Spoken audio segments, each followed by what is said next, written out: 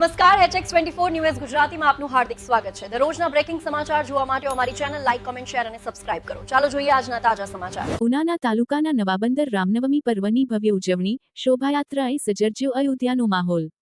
ઉના તાલુકાના નવાબંદર ગામે પવિત્ર રામનવમી પર્વ નિમિત્તે ભવ્ય અને આસ્થાભર્યું આયોજન કરવામાં આવ્યું હતું।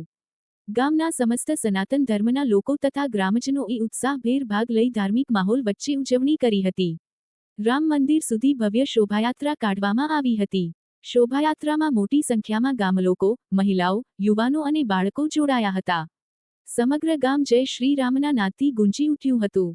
વિશેષ આકર્ષણ રૂપે યુવાનો દ્વારા ભગવાન શ્રીરામ, લક્ષ્મણજી, સીતામાતા અને હનુમાનજીના પાત્રોની સુંદર વેશભૂષા ધારણ કરવામાં આવી હતી, જેના કારણે સમગ્ર શોભાયાત્રામાં ભક્તિ અને ઉમંગનો અનોખો માહોલ સર્જાયો હતો।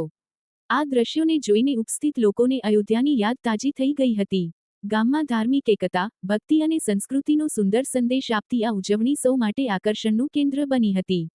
ગામજનોએ ભગવાન શ્રીરામના જન્મોત્સવને ભવ્ય રીતે ઉજવીને ધર્મપ્રેમ અને સંસ્કારનું અનોખું ઉદાહરણ પૂરું પાડ્યું હતું। પોલીસનો ચાંપતો બંદોબસ્ત, કોઈ ઘટનાનો બંને નજર રાખવામાં આવી હતી। HX24 ન્યૂઝ ગુજરાતી સાથે બ્યુરો રિપોર્ટ।